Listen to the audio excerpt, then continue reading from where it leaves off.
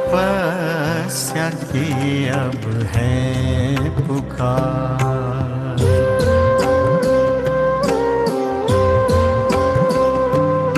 तपस्या की अब है पुकार। जाग रे आत्मन हो तैयार, छोड़ दे मोह की जंजीरें, बना ले योग को हथियार। तपस्या की अब है पुकार।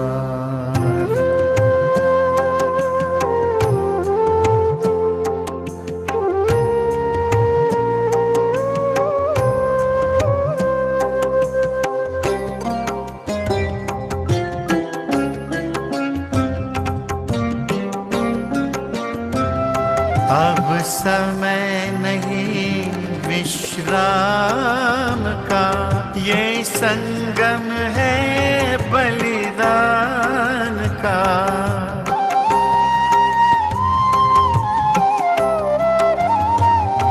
ना ध्यान अब आराम का, ना कोई स्वप्न संसार का। ये पर्व है आत्मज्ञान का, ये संगम है बलिदान का। तपस्या की अब है पुकार।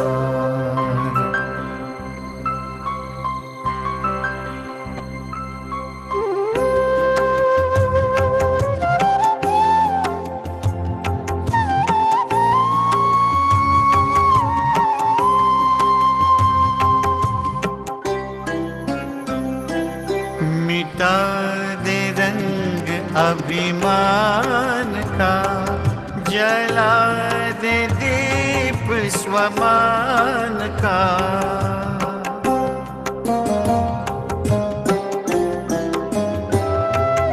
समय बुला रहा तप का, नशा नारायणी बेहद का।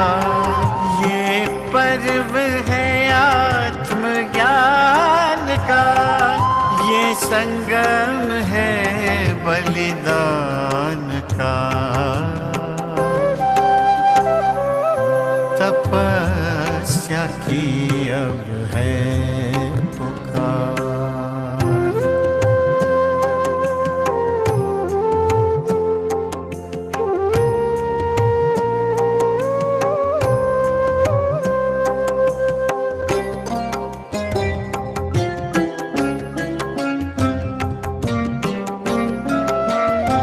श्वास श्वास हो याद का, हर पल हो विश्व कल्याण का।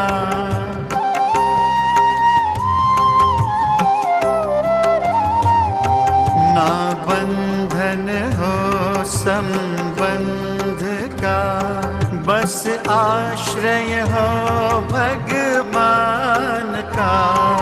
ये पर्व है आत्मज्ञान का, ये संगम है बलिदान का। तपस्या की अब है पुकार। जाग रे आत्मन हो तैयार, तपस्या की अब है पुकार। तपस्या की अब है पुकार, है पुकार, है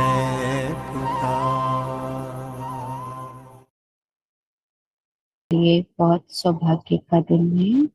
हमारे साथ आवाज क्लियर है, सुनाई दे रही है आवाज? हमारे साथ दीदी जी अहमदाबाद से जुड़ी हैं, कृति दीदी जी, ब्रह्मा कुमारी कृति दीदी। आपका हार्दिक स्वागत है दीदी जी, सभी की तरफ से, सभी भाई बहने। एक हाथ की ताली से सभी स्वागत करें दीदी का। खुशी की बात है ना, हमको बड़े बड़े महान महान आत्माएं, महारथी आत्माओं से सुनने का मौका मिलता है। तो आज हम दीदी के मुखारबिंद पहले बाबा की मुरली सुनेंगे, फिर दीदी आज हमें परिचय देंगी गुजरात के उस पीस प्रोजेक्ट के बारे में, जिसके लिए सभी उत्सुक भी है और हम खुद भी थोड़ा अच्छे से जानना चाहेंगे कैसे करना है इसको। थोड़े क्वेश्चन है अगर किसी के तो वो भी पूछ सकते हैं, वरना दीदी बहुत क्लियर कर देंगी आप लोगों को। ठीक है ना? तो दीदी हम मुरली करते हैं पहले बाबा की। शांति दीदी, आप को होस्ट हैं अभी, तो आप माइक ऑन कर सकती हैं दीदी। Thank you. थैंक यू दीदी, थैंक यू दीदी जी। शांति। ओम शांति। Good morning. पहले हम प्यारे बाप दादा के मधुर महावाक्य सुनते हैं। आज है 31 अक्टूबर। मीठे बच्चे, तुम हो स्पिरिचुअल, रूहानी, इनकॉग्निटो सैल्वेशन आर्मी। तुम्हें सारी दुनिया को सैल्वेज करना है, डूबे हुए बेड़े को पार लगाना है। हम सभी बाबा के बच्चे स्पिरिचुअल भी है, पूरी तरह आध्यात्मिक है, रूहानी, इनकॉग्निटो जो दिखाई नहीं देते हैं, फिर भी सारी दुनिया को सैल्वेज करने वाली, छुड़ाने वाली आर्मी है। और आर्मी की विशेषता सदा अलर्ट, सदा तैयार, एवर रेडी, ये आर्मी की विशेषता है। प्रश्न है, संगम पर बाप कौन सी यूनिवर्सिटी खोलते हैं जो सारे कल्प में नहीं होती? उत्तर है, राजाई प्राप्त करने के लिए पढ़ने की गॉड फादरली यूनिवर्सिटी व कॉलेज संगम पर ही बाप खोलते हैं। ऐसी यूनिवर्सिटी सारे कल्प में नहीं होती। इस यूनिवर्सिटी में पढ़ाई पढ़कर तुम डबल सिरताज राजाओं का राजा बनते हो। है बड़ी वंडरफुल यूनिवर्सिटी। पहले के जमाने में राजकुमार राजकुमारियों के पढ़ने की अलग स्कूल कॉलेज होती थी। हम बाबा के बच्चों के लिए बाबा ने एक ऐसी वंडरफुल यूनिवर्सिटी खोली है जिसमें सारे राजकुमार राजकुमारियां पढ़कर भविष्य की राजाई के लिए तैयार हो रहे हैं। ओम शांति। मीठे मीठे रूहानी बच्चों से पहले पहले बाबा पूछते हैं, यहाँ आकर जब बैठते हो तो अपने को आत्मा समझ बाप को याद करते हो? हाँ, चेक करना है किसकी याद में बैठे हैं। हम बाबा की याद में बैठे बैठे बुद्धि कहीं और तो चक्कर लगा कर नहीं आती, क्योंकि यहाँ तुमको कोई धंधाधोरी मित्र संबंधी आदि भी नहीं है। तुम ये विचार करके आते हो कि हम बेहद के बाप से मिलने जाते हैं। कौन कहते हैं? आत्मा शरीर द्वारा बोलती है। पालौकिक बाप ने यह शरीर उधार पर लिया है। इनसे समझाते हैं यह एक ही बार होता है जो बेहद का बाप आकर सिखलाते हैं। हाँ, हमें तो अपना शरीर है। बाबा तो शरीर भी लोन पर लेता और लोन भी लेता है पतित दुनिया पतित शरीर की हम बच्चों के लिए। आत्मा शरीर द्वारा बोलती है। पारलौकिक बाप ने ये शरीर उधार कर लिया है। इनसे समझाते हैं यह एक ही बार होता है जो बेहद का बाप आकर सिखलाते हैं। अपने को आत्मा समझ बाप को याद करने से तुम्हारा बेड़ा पार होगा। हर एक का बेड़ा डूबा हुआ है। जो जितना पुरुषार्थ करेंगे उतना बेड़ा पार होगा। गाते हैं ना, हे माँ जी बेड़ी मेरी पार लगाओ। गीत गाते नैया मेरी पार लगाओ। वास्तव में हर एक को अपने पुरुषार्थ से पार जाना है। हाँ, ये सबसे इम्पोर्टेंट बात आज की मुरली की है। हर एक को अपने पुरुषार्थ से पार जाना है।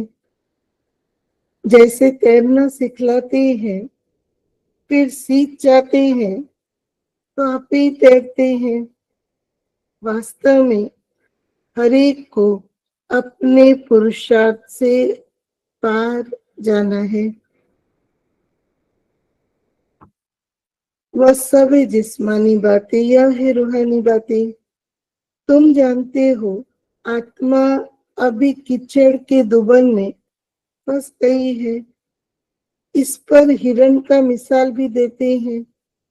हिरण के लिए समझते डेजर्ट होता है तो उसमें धूप जब निकलती है तो उसकी बालू रेत चमकती है तो दूर से ऐसा आभास होता है कि यहाँ पानी है तो हिरण भागता है।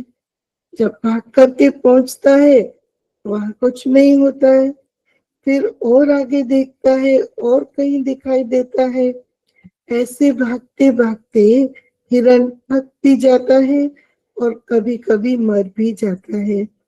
हम बाबा भी मिसाल दे रहे हैं कि हम भी ऐसे ही चीज वस्तु साधन वैभव स्थूल सभी आकर्षणों के पीछे हिरण की तरह पानी समझकर भागते हैं। एंड ऑफ द डे हमें कुछ भी नहीं मिलता है। इस पर हिरण का मिसाल देते हैं। पानी समझ जाते हैं परंतु होती है कीचड़ तो उसमें फंस पड़ते हैं। कभी कभी स्टीमर्स मोटरें आदि भी कीचड़ में फंस पड़ती है। फिर उनको सैल्वेज करते हैं तो छुड़ाते हैं। वह सब है सैल्वेशन आर्मी। तुम हो रूहानी। तुम जानते हो सब माया के दुबन में बहुत फंसे हुए हैं। इनको माया का दुबन कहा जाता है। दलदल है, दुबन है। और इसीलिए होता ऐसा है कि कोई हमें पकड़कर छुड़ाने भी जाता है। अगर छुड़ाने वाले का फोर्स अधिक नहीं होगा तो वो और ही जिसको छुड़ाने जा रहा है उसके साथ भी खींचकर वापस दुबन में जाएगा। इसीलिए बाबा कहते हैं हम बाबा के बच्चों को माया के दुबन में बहुत बहुत होशियारी से पार जाना है, बहादुरी से पार जाना है। खुद भी बाहर निकलना है औरों को भी सहयोग का हाथ देकर बाहर निकालना है। बाप आकर समझाते हैं इनसे तुम कैसे निकल सकते हो। वह सैल्वेज करते हैं, उसमें मदद चाहिए आदमी को आदमी की हाँ स्थूल हाथ चाहिए। यहाँ तो फिर आत्मा जाकर दुबन में फंसी है। बाप रास्ता बताते हैं, इनसे तुम कैसे निकल सकते हो। हाँ, हमारा दलदल है 5 विकार। फिर दूसरों को भी रास्ता बता सकते हो। अपने को और दूसरों को रास्ता बताना है कि तुम्हारी नैया इस विषय सागर से क्षीर सागर में कैसे जाए। सतयुग को कहते हैं क्षीर सागर, अर्थात सुख का सागर। यह है दुख का सागर। रावण दुख के सागर में डुबोते हैं, बाप आकर सुख के सागर में ले जाते हैं। कितना डिफरेंस है। तुमको रूहानी सेल्वेशन आर्मी कहा जाता है। तुम श्रीमत पर सबको रास्ता बताते हो, हर एक को समझाते हो। 2 बाप है, एक हद का, दूसरा बेहद का। लौकिक बाप होते हुए भी सब पारलौकिक बाप को याद करते हैं, परंतु उनको जानते बिल्कुल भी नहीं। बाबा कोई ग्लानि नहीं करते हैं, परंतु ड्रामा का राज समझाते हैं। इतने बड़े बड़े साधु संत महात्मा कितनी बातें सुनाते, फिर भी बाबा कहते हाँ, पारलौकिक बाप को पूरी तरह पहचानते नहीं है। तो बाबा क्लियर कर रहे हैं, या किसी की निंदा व ग्लानि नहीं करते, लेकिन हम बाबा के बच्चों को सही राज समझाते हैं। यह भी समझाने के लिए ही कहते हैं कि समय सभी मनुष्य मात्र 5 विकारों रूपी दलदल में फंसे हुए आसुरी संप्रदाय है। दैवी संप्रदाय को आसुरी संप्रदाय जाकर नमन करते हैं, क्योंकि वह संपूर्ण निर्विकारी है। सन्यासियों को नमन करते हैं, वह भी घर बार छोड़कर जाते हैं, पवित्र रहते हैं। सारा मान जो है वो पवित्रता का है। इन सन्यासियों और देवताओं में रात दिन का फर्क है। देवताओं का तो जन्म भी योग बल से होता है। इन बातों को कोई जानते नहीं है। बोन पवित्र है, जन्म से पवित्र है, और बाकी साधु सन्यासी उनका जन्म कोई योग बल से नहीं है। वो तो पीछे अपने को पवित्र बनाते हैं। इन बातों को कोई जानते नहीं। सब कहते ईश्वर की गति मति न्यारी, ईश्वर का अंत नहीं पा सकते। सिर्फ ईश्वर व भगवान कहने से इतना लव नहीं आएगा। सबसे अच्छा अक्षर है बाप। मनुष्य बेहद के बाप को नहीं जानते हैं, तो जैसे ऑर्फन है। इसीलिए यहाँ बाबा शब्द इतना प्रचलित है। दिल से हम सभी ने बाबा शब्द यूज किया, मैगजीन में भी निकाला है। मनुष्य क्या कहते और भगवान क्या कहते हैं। बाप कोई गाली नहीं देते हैं, बच्चों को समझाते हैं, क्योंकि बाप तो सबको जानते हैं ना। समझाने के लिए कहते हैं, इनमें आसुरी गुण है, आपस में लड़ते रहते हैं। वहां तो लड़ने की दरकार ही नहीं। आदत होती है ना, छोटी छोटी बातों में हम गिर जाते हैं। छोटी छोटी बातों में हम डिबेट करने लग जाते हैं, बहस करने लग जाते हैं। बाबा कहता है ये संस्कार हमारा देवताई संस्कार नहीं है, वह है कौरव। लड़ने वाले कौन है? कौरव, अर्थात आसुरी संप्रदाय। यह है दैवी संप्रदाय। कोई भी अगर हमारे साथ लड़ाई करे तो भी हमारा काम है शांत रहना। लड़ाई वालों के साथ हम भी कोई कम नहीं है किया तो बाबा कहता ऐसे बच्चे मेरे दिल पर नहीं चढ़ते। बाप समझाते हैं मनुष्य मनुष्य को मुक्ति व जीवन मुक्ति के लिए राजयोग सिखलाए, यह हो नहीं सकता। इस समय बाप ही तुम आत्माओं को सिखला रहे हैं। देह अभिमान, देही अभिमानी, दोनों में फर्क देखो कितना है। देह अभिमान से तुम गिरते आए हो। बाप एक ही बार आकर तुमको देही अभिमानी बनाते हैं। और हम कितने जन्म के लिए बन जाएंगे? जन्म जन्मांतर के लिए। ऐसे नहीं कि तुम सतयुग में देह से संबंध नहीं रखेंगे। हाँ, भाई बहन चाचा मामा संबंध तो सबसे रखेंगे ना। वहाँ ये ज्ञान नहीं रहता कि मैं आत्मा परमपिता परमात्मा की संतान हूँ। यह ज्ञान अभी ही तुमको मिलता है जो प्रायलोक हो जाता है, न पहले रहेगा न बाद में। तुम ही श्रीमत पर चल प्रारब्ध पाते हो। बाप आते ही है राजयोग सिखलाने।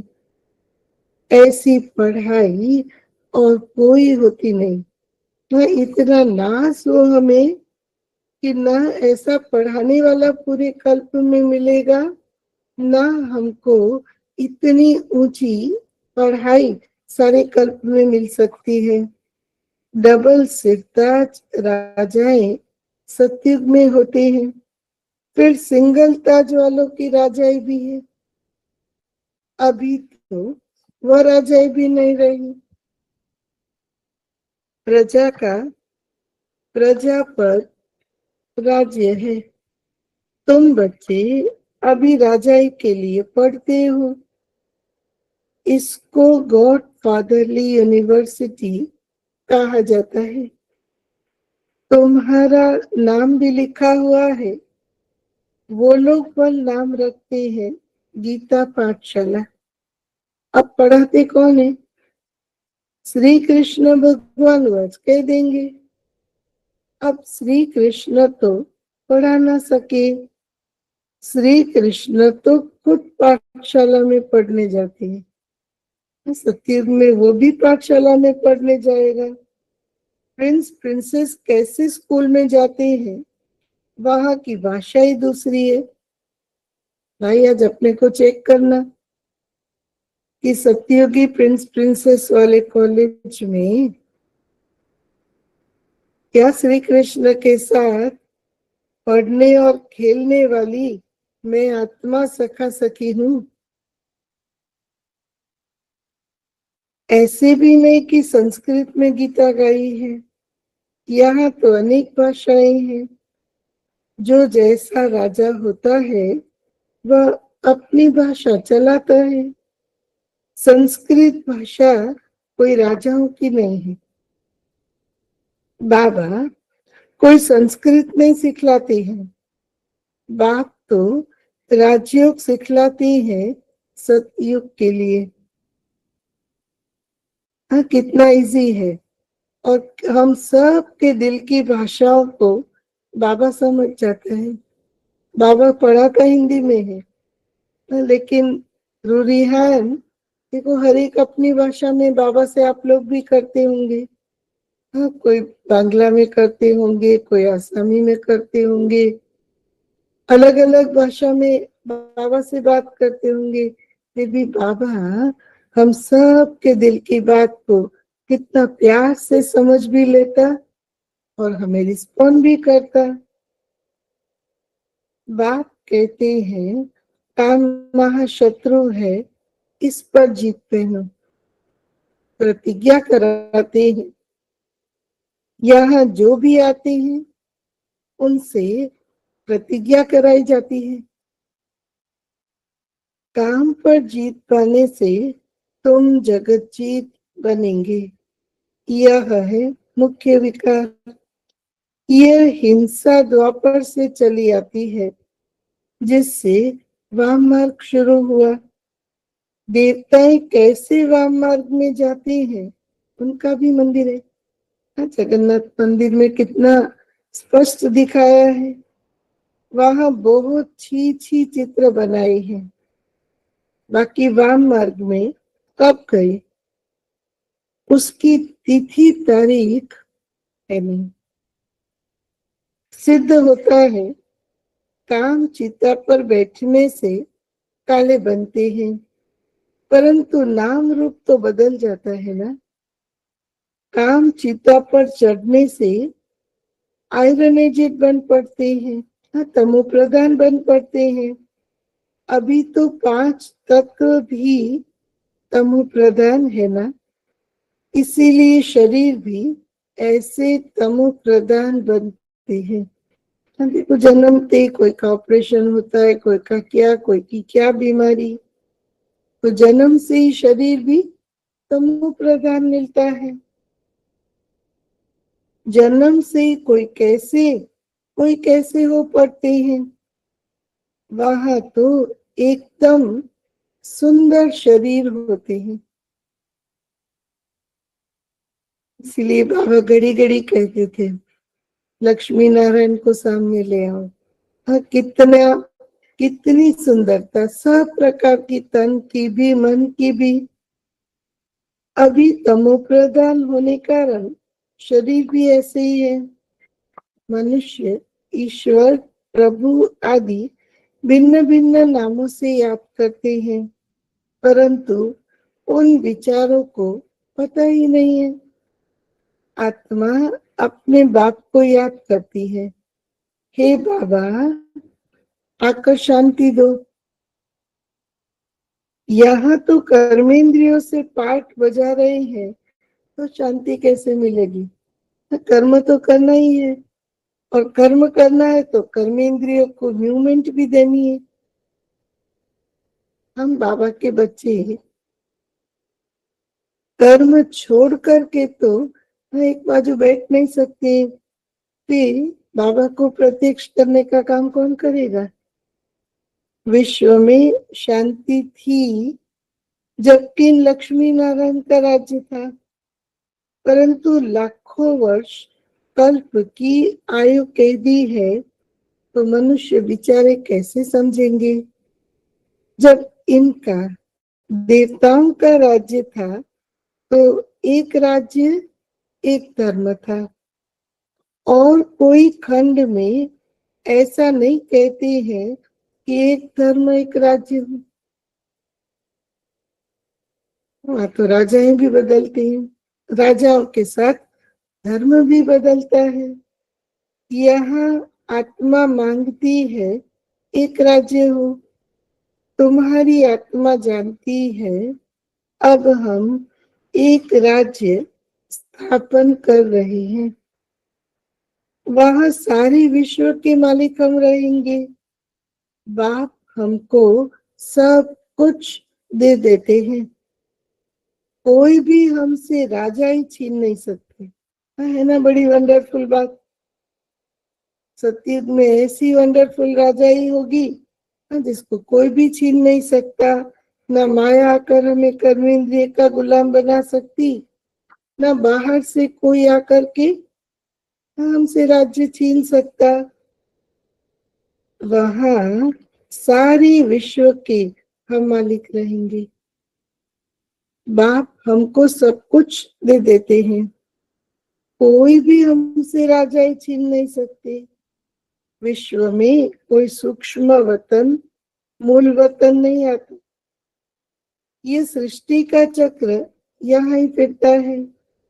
इसको बाप जो रचयिता है वही जानते हैं।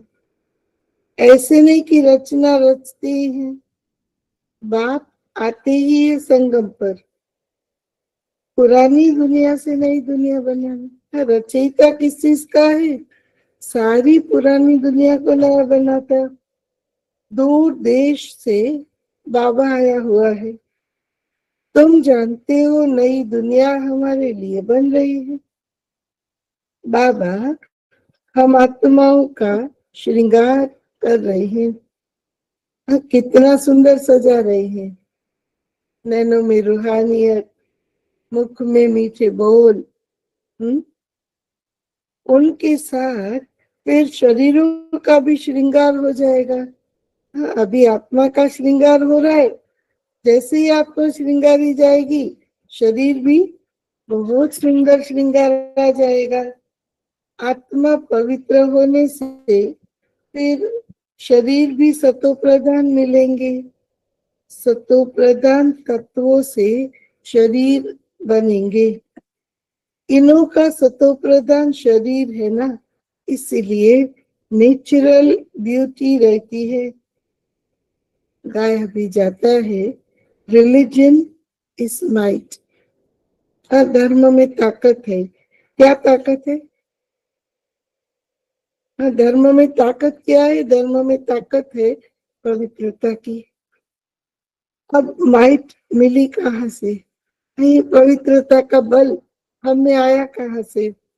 एक ही देवी देवताओं का रिलीजन है जिससे माइट मिलती है, शक्ति मिलती है।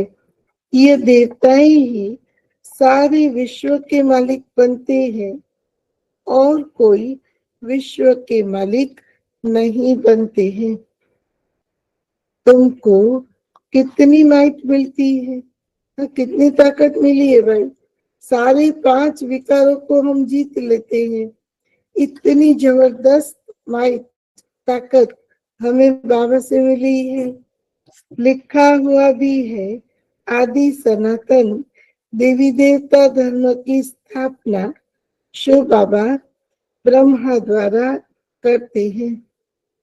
ये बातें दुनिया में कोई जानते थोड़ी ही है। बाप कहते हैं मैं ब्राह्मण कुल स्थापन करता हूँ, फिर उन्हों को सूर्यवंशी डिनेस्टी में ले जाता हूँ। जो अच्छी रीति पढ़ते हैं वह पास होकर सूर्यवंश में आते हैं। है सारी ज्ञान की बात। उन्होंने फिर स्थूल बाण, हथियार आदि दिखा दिए हैं। बाण चलाना भी सीखते हैं। छोटे बच्चों को भी बंदूक चलाना सिखाते हैं। तुम्हारा फिर है योग बाण। बस अब यही प्रयोग योग के हमें करने हैं। योग में इतने शक्तिशाली संकल्प हो कि वो बाण की तरह दूसरों को जा करके छू ले। छोटे बच्चों को भी बंदूक चलाना सिखाते हैं। तुम्हारा फिर है योग बाण। बाप कहते हैं माह में कम याद करोगे तो तुम्हारे विकर्म विनाश होंगे। हिंसा की कोई बात नहीं है। तुम्हारी पढ़ाई भी है गुप्त। तुम हो स्पिरिचुअल, रूहानी सेल्वेशन आर्मी। इसीलिए देखो सुबह सुबह चुस्त मस्त होकर के सब बैठे हैं, पढ़ाई पढ़ रहे हैं। और कोई बूढ़े, कोई जवान, डायरी पेन लेकर के इस ईश्वरीय स्कूल में हम पढ़ते हैं। नाश है ना माताओं को। वो स्कूल कॉलेज कितनी भी पढ़ाई पढ़ी, लेकिन बाबा ने कितनी बड़ी यूनिवर्सिटी में हमको पढ़ाना शुरू कर दिया। ये कोई को मालूम नहीं है कि रूहानी आर्मी कैसे होती है। सुबह सुबह इतनी चुस्ती से बैठे, इसको आर्मी नहीं कहेंगे तो क्या कहेंगे? तुम हो इनकॉग्निटो, गुप्त स्पिरिचुअल रूहानी सेल्वेशन आर्मी। सारी दुनिया को तुम सल्वेज करते हो। हाँ, जो डूब रही है उसको छुड़ा रही है, किनारे ला रही है। सबका बेड़ा डूबा हुआ है। बाकी सोने की लंका कोई है नहीं। ऐसे नहीं कि सोनी द्वारिका नीचे चली गई है, वो निकल आएगी। हाँ, नीचे कोई दुनिया पानी के नीचे चली गई है, बस उथल पुथल होगी और पूरा का पूरा नीचे से महल ऊपर आ जाएंगे। नहीं, हम होनहार राजा महाराजा हैं, तो ऐसे पानी में डूबे हुए महलों में थोड़ी जाकर रहेंगे। हम तो सारे नए सोने की खानों से निकले हुए नए नए महलों में जाकर के रहेंगे। नहीं, द्वारिका में भी इनका राज्य था, परंतु सतयुग में था। सतयुगी राजाओं की ड्रेस ही अलग होती है, त्रेता की अलग। भिन्न भिन्न ड्रेस, भिन्न भिन्न रस्म रिवाज होती है। हर एक राजा की रस्म रिवाज अपनी अपनी। सतयुग का तो नाम लेते ही दिल खुश हो जाता है। कहते ही है स्वर्ग, पैराडाइज, परंतु मनुष्य कुछ भी जानते नहीं। मुख्य तो है ये दिलवाड़ा मंदिर, हूबहू तुम्हारा यादगार है। कभी जाकर के खड़े रहना और ढूंढना कि ये 108 तपस्वियों में मेरा यादगार कौन सा है। क्या मैं 108 तपस्वी में हूँ? क्या मेरा यादगार यहाँ है? या समझते 108 में आना तो भाई अपने बस की बात नहीं है। मुख्य तो है ये दिलवाड़ा मंदिर, हूबहू तुम्हारा यादगार है। मम्मा भी है, बाबा भी है, आदि देव भी है, आदि देवी भी दिखाया और हम तपस्वियों को भी दिखाया। मॉडल्स तो हमेशा छोटा बनाते हैं ना, ये बिल्कुल एक्यूरेट मॉडल है। शिव बाबा भी है, आदि देव भी है, ऊपर में वैकुंठ भी दिखाया है। शिव बाबा होगा तो जरूर रथ भी होगा। आदि देव बैठा है, ये किसको भी पता नहीं है। कभी शांति से बैठकर सोचे, बाबा का बनकर कितनी बातों की हमें स्पष्टता मिल गई। कभी लिस्ट करो बैठ करके। अभी कल परसों की मुरली में बाबा ने सारी बातें सुनाई थी कि ये भी समझाता हूँ, ये भी कहता हूँ, ये भी स्पष्ट करता हूँ। ये शिव बाबा का रथ है। महावीर ही राजाई प्राप्त करते हैं। आत्मा में ताकत कैसे आती है यह भी तुम अभी समझते हो। घड़ी घड़ी अपने को आत्मा समझो। ज्ञान में आए, कोर्स किया, पहला पाठ क्या पढ़ा? आत्मा का। आज किसको 10 साल हुआ होगा, किसको 20 साल हुआ होगा, आज भी बाबा हमें पाठ पढ़ाता, आत्माभिमानी बनो। समझो कि ये पहले पाठ में कितनी मेहनत है। आज दिन तक उसमें हम परफेक्ट नहीं बने हैं, तो ये पहले ही पाठ से हमें कितना पढ़ाई में अपने को चुस्त बनाकर चलना है। हम आत्मा सतो प्रधान थी तो पवित्र थी। शांतिधाम, सुखधाम में जरूर पवित्र ही रहेंगे। अब बुद्धि में आना है, कितनी सहज बात है। तो इन सब बातों को हमने कल तक समझा नहीं था कि शांतिधाम सुखधाम जाने का रास्ता क्या। अच्छा, कौन जा सकते हैं? जाने के लिए हमारा पवित्र बनना अर्थात कंप्लीट शुद्धिकरण, कंप्लीट प्यूरिफिकेशन कितना जरूरी है। और वो कैसे?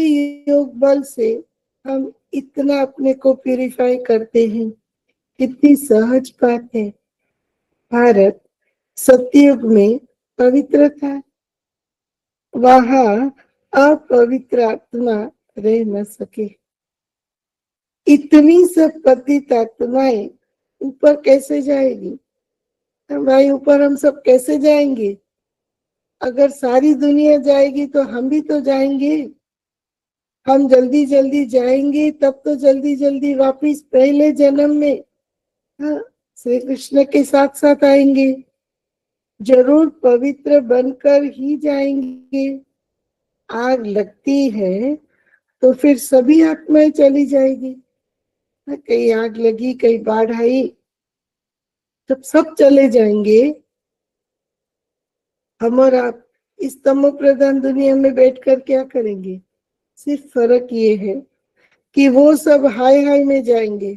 हाय ये क्या हो गया, अरे पानी आया डुबो देगा, अरे आग नजदीक आई जला देगा। और हम बाबा के बच्चे उस समय योग युक्त बाबा की याद में होंगे। तो बाबा ने प्रॉमिस की है कि अगर उस समय हम योग युक्त होंगे तो पलकों पर बिठा कर ले जाए। बस ऐसे आत्मा शरीर से निकलेगी, आत्मा को खुद भी पता नहीं चलेगा कि मैंने को शरीर छोड़ दिया। आग लगती है फिर सभी आत्माएं चली जाएगी, बाकी शरीर रह जाते हैं। यह सब निशानियां भी है। होलिका का अर्थ कोई थोड़ी समझते हैं। सारी दुनिया इसमें स्वाहा होनी है। देखते चलो, सुनते चलो ये सब बातें। अभी देखो सारी चारों ही तरफ जल तत्व का उपद्रव हम देख रहे हैं। हाँ, आपकी तरफ भी होगा, इधर भी बहुत है, चल रहा है। हमें बिल्कुल निर्संकल्प होकर के साक्षी होके देखते जाना है कि चलो विनाश इतना नजदीक आया, परिवर्तन इतना नजदीक आया, हम इतने नजदीक पहुंचे, बस अभी कल जाकर हम जल्दी जल्दी अपने घर वापिस जाएंगे। यह सब निशानियां भी है।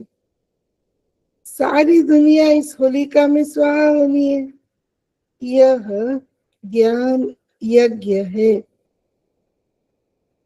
यज्ञ में वैसे भी क्या करते हैं? आहुति डालते हैं।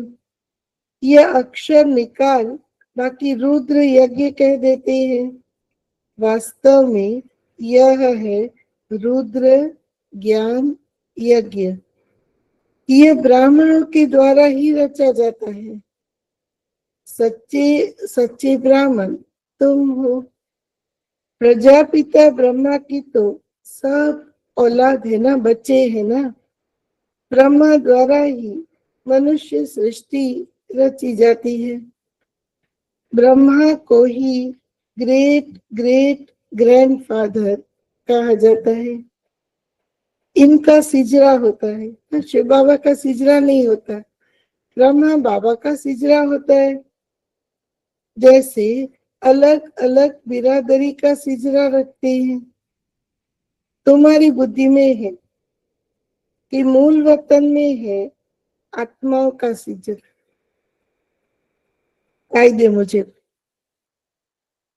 शिव बाबा, फिर ब्रह्मा विष्णु शंकर, फिर लक्ष्मी नारायण आदि, ये सब है मनुष्यों के सिजरे। अच्छा, मीठे मीठे सिकिलदे बच्चों प्रति माता पिता बाप दादा का याद प्यार और गुड मॉर्निंग। रूहानी बाप की रूहानी बच्चों को नमस्ते। हम रूहानी बच्चों की रूहानी बाप दादा को याद प्यार, गुड मॉर्निंग और नमस्ते। धारणा के लिए मुख्य सार, रूहानी सेल्वेशन आर्मी बन स्वयं को और सर्व को सही रास्ता बताना है। आज सारे दिन में चेक करना, क्या आर्मी की तरह हम सदा अलर्ट है? हम तो रूहानी आर्मी है, वहां तो वो लड़ाई करते हैं और छुड़ाते हैं। हम आर्मी अनेकों का डूबा हुआ बेड़ा पार करने वाले हैं। तो ऐसा ना हो कि हम सुस्ती में रहे और आत्माएं पुकारती रहे। रूहानी सेल्वेशन आर्मी बन स्वयं को और सर्व को सही रास्ता बताना है। सारी दुनिया को विषय सागर से सैल्वेज करने के लिए बाप का पूरा पूरा मददगार बनना है। कितना प्यार से बाबा हम बच्चों को कहते हैं कि मैं भले भगवान हूँ, सर्वशक्तिमान हूँ, लेकिन तुम बच्चों के बिगड़ मैं भी क्या करूँ? हाँ, आप बच्चे ही तो मेरी भुजाएं हो, तो हमें भी इतना ही शक्तिशाली भुजा बनकर पूरा पूरा बाबा के कार्य में मददगार बनकर चलना है। दूसरी पॉइंट है, ज्ञान योग से पवित्र बन आत्मा का श्रृंगार करना है, शरीरों का नहीं। हाँ, अब हमें वो ब्यूटी पार्लर में जाने की जरूरत इतनी नहीं है जितना रोज ये ब्यूटी पार्लर में अपने को श्रृंगारना है। आत्मा के पवित्र बनने से शरीर का श्रृंगार स्वतः ही हो जाता है। सत्युगी शरीर देखो कितने सुंदर मिलेंगे। वरदान है, किनारा करने के बजाय हर पल बाप का सहारा अनुभव करने वाले निश्चय बुद्धि विजयी भव। हाँ, किसी भी बात में थककर हमें किनारा करने की जरूरत नहीं है। विजयी भव की वरदानी आत्मा हर पल स्वयं को सहारे के नीचे अनुभव करती है। उनके मन में संकल्प मात्र भी बेसहारे व अकेलेपन का अनुभव नहीं होता। कभी उदासी या अल्पकाल के हद का वैराग्य भी नहीं आता है।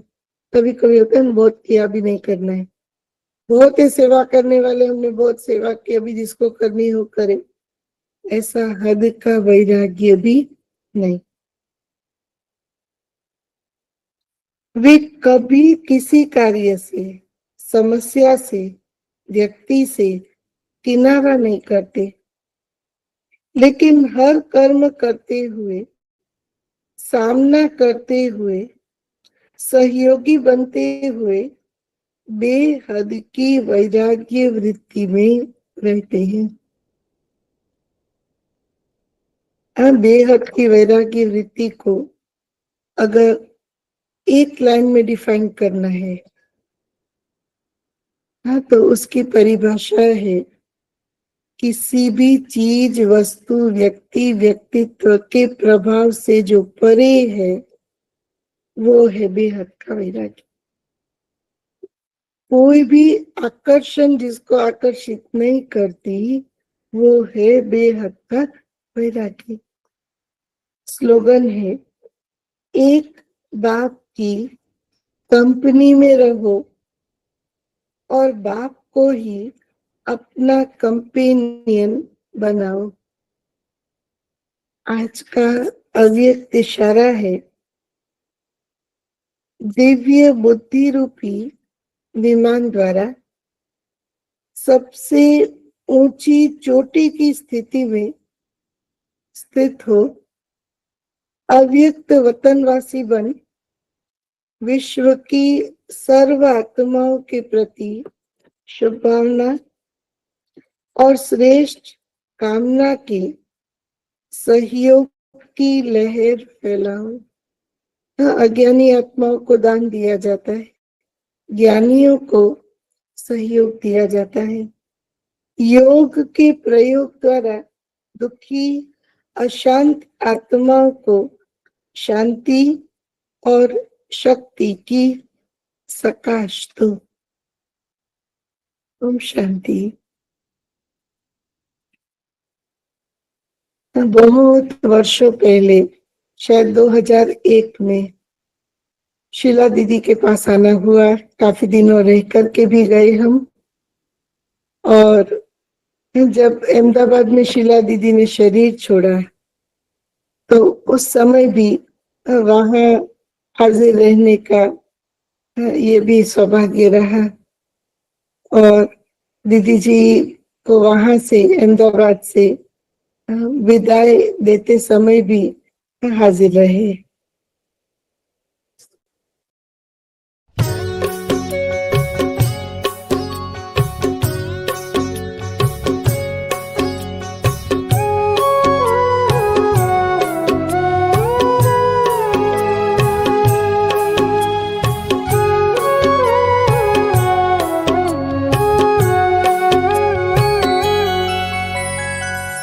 किसी की नजर मुझ पर पड़े ना पड़े, प्रभु की नजर का हुआ है असर। किसी की नजर मुझ पर पड़े ना पड़े, प्रभु की नजर का हुआ है असर। किसी की नजर मुझ पर।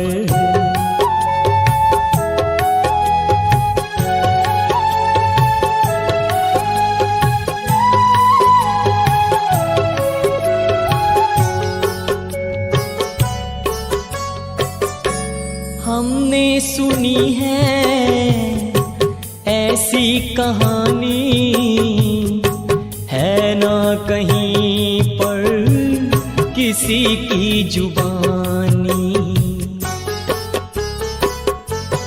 हो रूह पे मेरे रंग रूहानी, ऐसे चढ़ा जैसे बारिश का पानी। किसी की नजर मुझ पर पड़े ना पड़े, प्रभु की नजर का हुआ है असर। किसी की नजर मुझ पर।